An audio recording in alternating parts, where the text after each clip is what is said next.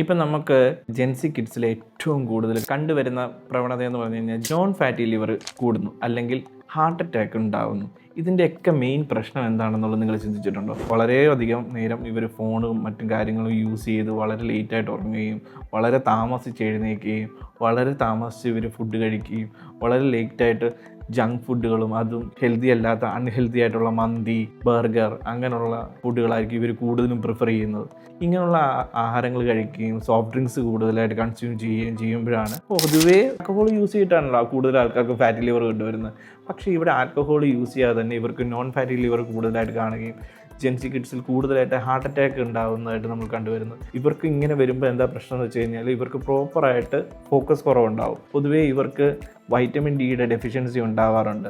ഇവർക്ക് അങ്ങനെ vitamin D deficiency ഉണ്ടാകുമ്പോൾ ഇവർക്ക് പൊതുവേ ഹെയർ ഫോൾ ഉണ്ടാവാറുണ്ട്. ഇവർക്ക് അങ്ങനെ അതിൽ തുടർന്ന് അങ്ങനെ ഓരോരോ പ്രശ്നങ്ങൾ കൂടുതലായിട്ട് ഇവർക്ക് കണ്ടുവരും. ഗട്ട് ഹെൽത്ത് ഭയങ്കര വീക്കായിരിക്കും, ഇവർക്ക് ഡാൻഡ്രഫ് ഇഷ്യൂസ് ഉണ്ടാവും, ഇവർക്ക് സ്കിൻ ഇഷ്യൂസ് ഉണ്ടാവും. അങ്ങനെ നിരന്തരമായ പല അസുഖങ്ങളിലൂടെ ആയിരിക്കും ഇവർ കടന്നു പോകുന്നത്. ഇവർക്ക് ഇതിൽ നിന്ന് ഇതുണ്ടാവണം എന്നുണ്ടെങ്കിൽ പ്രോപ്പറായിട്ട് ഇവർ സ്ലീപ്പ് കറക്റ്റ് ആക്കുക, ഇവർ കൂടുതൽ ഹെൽത്തി ആയിട്ട് ആഹാരം കഴിക്കാൻ ശ്രമിക്കണം. അപ്പം നിങ്ങൾക്ക് ഇതുമായിട്ട് എന്തെങ്കിലും നിങ്ങൾക്ക് ഇതിൽ നിന്ന് നോർമലായിട്ട് നിങ്ങൾക്ക് പോകണമെന്നുണ്ടെന്നുണ്ടെങ്കിൽ നിങ്ങൾ ഞങ്ങളെ കോൺടാക്റ്റ് ചെയ്യുക. നിങ്ങൾക്ക് വേണ്ട എല്ലാ പ്രോപ്പർ ഗൈഡൻസും ഞങ്ങൾ തരുന്നതായിരിക്കും. ഹെൽത്തി ആയിട്ടിരിക്കുക, സേഫ് ആയിട്ടിരിക്കുക.